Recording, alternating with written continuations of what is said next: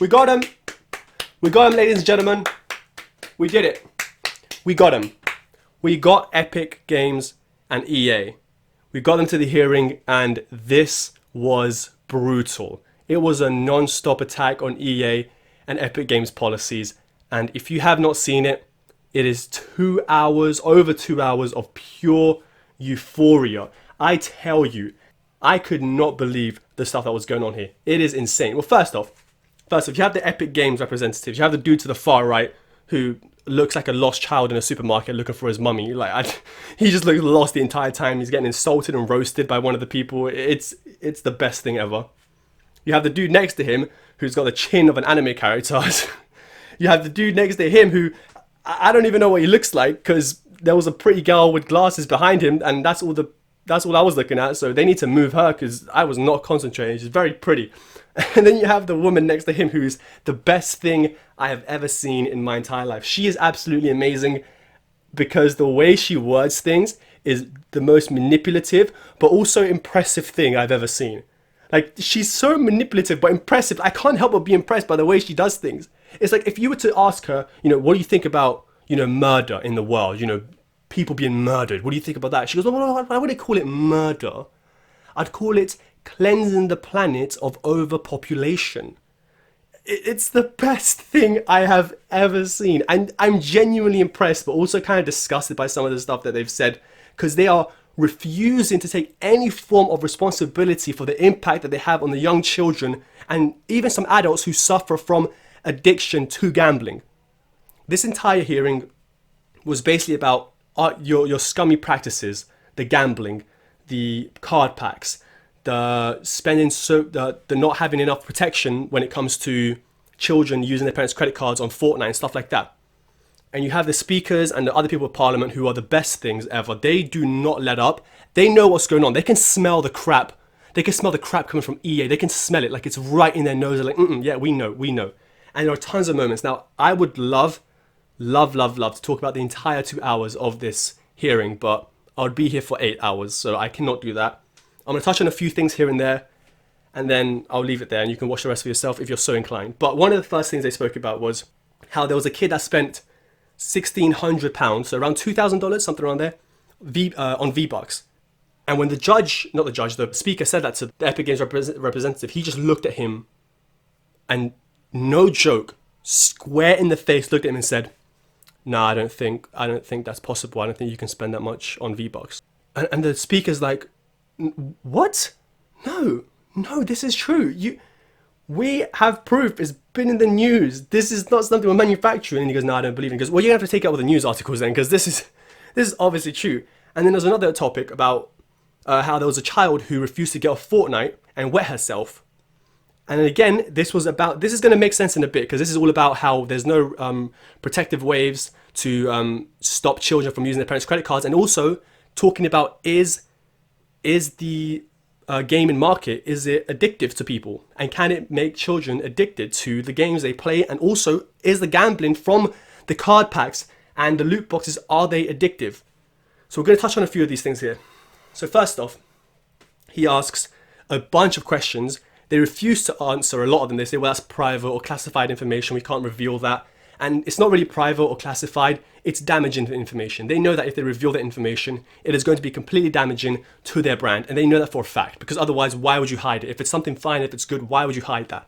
So one thing they asked is, do you know, to the Epic Games stuff, they said, do you know the frequent time that people spend on your games? This is a very simple question, guys. Very, very simple. This isn't something that you really need to think about. Do we have this? Every single game has this. The fact that this guy blatantly looks at the speaker and says, that's a tough question, there's no real way to judge frequent player base and time they spend in the game and how many players. The fact that he says that this is a ballpoint lie. This is lies. Straight to your face, straight to the speaker's face, and he knows it. Because you're telling me that you, Epic Games, do not know the frequency of what your players play on Fortnite. You're telling me they don't know? You don't know the amount of time they spend daily on the game? Weekly? Monthly? Of course you do. We've had this time and time again where companies will come out and say, oh, we had, in this week alone, 300 million hours of gameplay all added up together. We have over 1 million concurrent players every single day on our games. People spend an average of 8 hours a day on our games. Like, please don't lie right in front of our face, because we know this is true.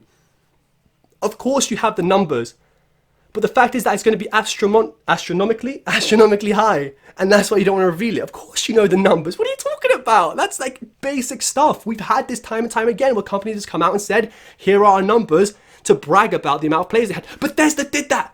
They did that at the E3 conference. Stop lying. You're Fortnite, okay? You're Epic Games. Fortnite makes money. And not only that, but they said they had the gall to say they don't make money off Fortnite because it's a free game. And they worded it in a way that was like, well, you know, the game's free, so we don't make money off the purchase of the game. And then the speaker goes, he basically says to him, I'm not an idiot. I'm not an idiot, you stupid little man. You stupid little peasant, ass-licking, fart-sniffing, toe-sucking bitch. I'm not an idiot. I know that you make money from microtransactions. And the guy's like, well, yeah, I guess, yeah, we do. And the speaker just goes, it's fine. I'm not here to question the money you're making. You're a business, you're supposed to make money. I'm here questioning, are your business tactics scummy? Are they affecting children in a negative way? Are they causing problems? And the fact that they just go on a tangent and try to defer everything is the most insane thing I've ever heard. So another thing that was said was the whole card pack scenario on FIFA and loot boxes. And they said, and this is the icing on the cake. This is the future meme, guys. The biggest future meme we're going to have for the next however many months, maybe even years. I swear to you, this is the next meme. People already started memeing it. They asked the woman, I think in it, Karen, Katie, I forgot her name. They ask her something about loot boxes. They go, well, how do you feel about the loot boxes in the game? And she says, they're not loot boxes. They're...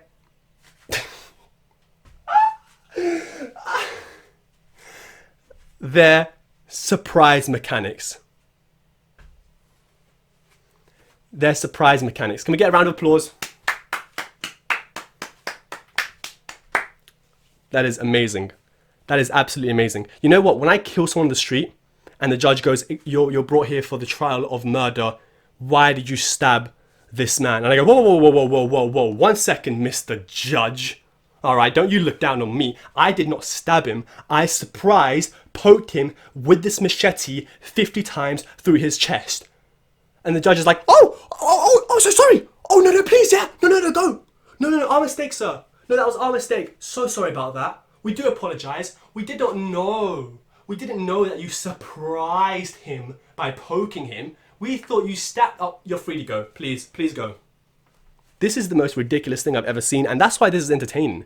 It is entertaining because this woman, as much as I want to hate her, and I hate her tactics, her scumminess that she defends all this stuff, all four of them are very, very scummy. Like, this is pure, just putrid scum coming from these people that are clearly money hungry. Like, you can see the money signs in their eyes, and that's all they care about. And it's actually very... Well, it's pathetic, to be honest with you, that they are willing to say their practices are fine, they don't need improving, there's nothing wrong with them. Oh, it's nothing wrong with children spending tons and tons of money off their parents' credit cards and accidentally buying all this stuff. There's nothing wrong with all of this, is there? There's nothing wrong with you having gambling in your game and exposing children to gambling at such a young age. There's nothing wrong with that. You take no responsibility. Shut your fucking mouth. This is so stupid. All four of them are honestly just terrible people. But I cannot help but love the way that she speaks about this stuff, because she is so, even though she knows herself some of the stuff she's saying is dumb, she carries on going with it. She goes with it. She's like, you know what? If I'm going to go down, I'm going to go down swinging. She puts her foot to the pedal, just full blast. Phew! She does not stop, and I kind of respect that. I'm sorry, I can't help it. I cannot help it. So, so anyway, so they speak about the whole... the whole loot box scenario and is it gambling, and long story short, yes, of course it's gambling. Now, it's not a high form of gambling. It's not like, because there's different forms of gambling, right? Let's not pretend it's all the same. Yes, technically it's all the same, where you put money in and you get a certain random thing back, whether it be money or something worth of value, and you could end up with nothing. Now, I understand that, but it's not gambling in the sense that you go to a casino and you put, you know, $100 on black or 8 or whatever the case, or you do slot machines. It's not that. Because even then you need to be the age of 18, or I guess in some countries 21. But it's still gambling when it comes to these games, and they need to be held responsible for the children that get exposed to gambling at such a young age. Now this woman, Karen, I'm going to call her Karen because I don't know her actual name. I think it's Katie, but I'm going to call her Karen just in case I get it wrong or whatever. She says, instead of accepting it, or maybe saying, yeah, we need to work on that, we'll find a way to work on that, something like that, I don't know. There's issues. Instead, she defers it. She just throws it. Well, 1 second, Mr. Speaker. All right? If our loot boxes are gambling, then Kinder Eggs are gambling, and so are hatchlings. No joke, she said that. Kinder Eggs. You mean the Kinder Eggs, the things that are like $1 that give you some chocolate and then a little plastic toy that's worth literally nothing? That's gambling. Let me tell you something about gambling, right? Gambling, you need to win something great or you win nothing, okay? When it comes to Kinder Eggs, you don't win anything of significant value. There's nothing, you open it up, it's a little plastic toy. No one's buying that shit on eBay for $20,000, are they? No. No, there's not. No one's doing that. There's no trading when it comes to Kinder Eggs. And the same for hatchlings. And another thing, there's not hundreds of different versions of these stuff like there are with FIFA players. How many clubs are there? How many different players do we have in FIFA? Tons and tons and tons. How many different customizations, guns, cosmetics and different other things do we have in games like Call of Duty and other games that have loot boxes in them? How many? Tons and tons and tons. When you open up a hatchling, there's like 8 different toys. Saying that this is also gambling, that Kinder Eggs and hatchlings are also gambling, is the equivalent of saying that when you go to McDonald's and you buy a Happy Meal, that's also gambling because you don't know what toy you're going to get. Come on. Come on. Have some freaking decency. But again, I kind of respect that. I kind of respect that she's got the gall to just say, nah, man, this is the same thing. So it's like, whatever. Look, here's the way. I'm going to not defend them, but I'm going to help them a little bit. The way, and even this doesn't make sense really, but the way they should have really worded it, the way she should have said and compared it to, is to say, well, if loot boxes and card packs are gambling, then so are Pokemon cards and Yu-Gi-Oh cards, right? Because you have the random booster packs. They got the random booster packs, so they're the same thing, right? And it's like, well, first off, that's physical, this is digital. Completely different. Secondly, when it comes to Yu-Gi-Oh cards and Pokemon cards, they're not just one booster pack and that's it. When it comes to FIFA, you have the card packs, and the only way to get other players to buy them is you buy them from other players who also got them through loot boxes or card packs. You don't get them from the manufacturer. You don't buy them straight out like in Fortnite, for example, which I'm going to touch up on a little bit too. When it comes to Yu-Gi-Oh cards and Pokemon cards, there are different booster packs that say, all right, look, first off, this is the price, right? And it's quite a decent price. It's like, what, $5, something like that? It's quite a decent price when you get like 10 or 15 cards, whatever the case. And they say, look, in each deck, in each booster pack, you're going to get 1 ultra rare card, 2 special cards, 3 limited editions, and the rest are random. And also, they're split into different categories. So you have one that's about magicians, one that's about dragons, and then you have the Pokemon cards, which is like fire and water and different area types. So it's not just that, and plus you can buy the specific cards from the manufacturers themselves. I'm not quite sure if that's the same with Pokemon. I know for Yu-Gi-Oh that is, you can buy the actual cards specifically, but you can also buy decks that have like 40 cards in them, and you read them from the back and it says these are the cards you're getting in them. And there are so many different types of decks and tins and all this stuff, whereas in FIFA it is just the cards, it's just the card packs. And the same in Call of Duty, it's just the loot boxes. Okay, I played Call of Duty not Modern Warfare 3, Black Ops 3 and Black Ops 4, okay? I know what loot boxes are. I've seen them, all right? I've never paid for them, but I've seen them when you earn the currency and then you purchase it and then you want to buy more because it's like, oh, and I want to get the gold weapon and I want to get the legendary skin and stuff like that. That's not the same when it comes to these. It's just ridiculous, some of the comparisons they try to make.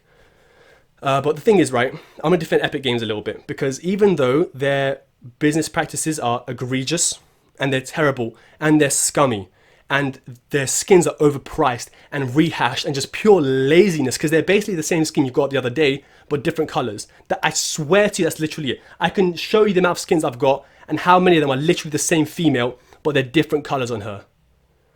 And they're also really expensive.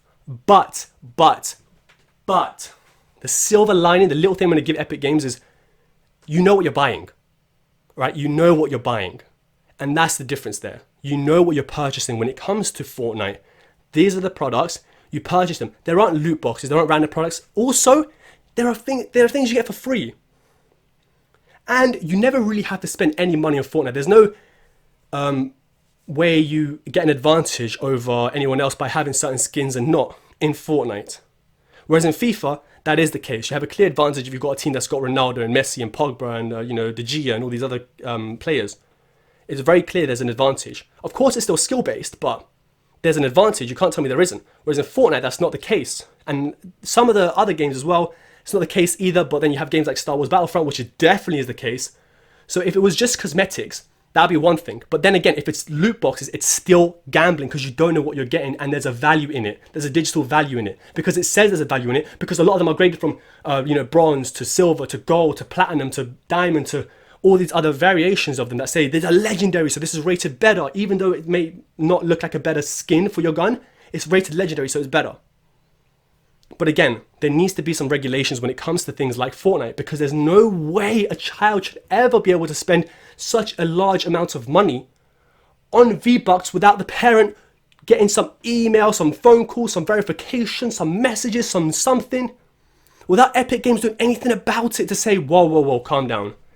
This child has just spent £1,600. What is going on here? Nothing like that. Do you know what it is about this whole, not conference, this whole meeting, hearing, is that Epic Games desperately do not want to have the A on their games. And A is for adult, right? And if you have gambling in your games, they are A for adult and they're not even allowed. Some games, a lot of them actually are not allowed on console.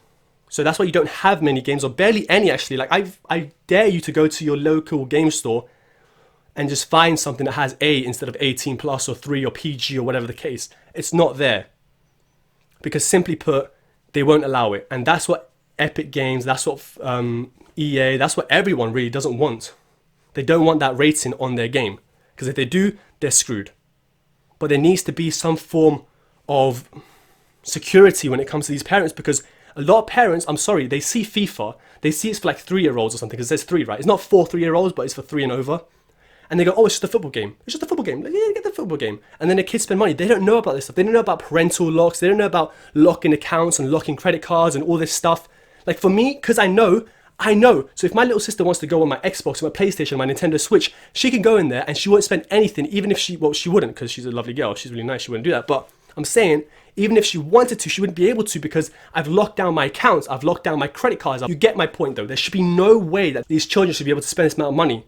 But of course, EA and Epic Games, they don't see anything wrong with that because that's a lot of the way they make their money from kids. Kids spend so much money on this stuff. So yes, it is gambling. But is it an addiction? The gambling part of the games, yes. But there's one thing I'm going to have to agree with Karen. And that is that gaming isn't an addiction by itself. It's not. She says that people who are addicted, who have an addiction, come to gaming and then can get an addiction from gaming, but they already have an addiction, they brought it in. You can't necessarily have an addiction from gaming. You can't get addicted from gaming. And she says the studies aren't completely there. And it's a great area because I do agree with a lot of stuff she says. But when you have loot boxes in a game, that's addicted. That's addicted. The addiction? Addictive. I'm saying this word so many times. That is very addictive. It is, because it's a form of gambling. And we have games like MMOs. MMOs can be quite addictive too. But for the most part, no.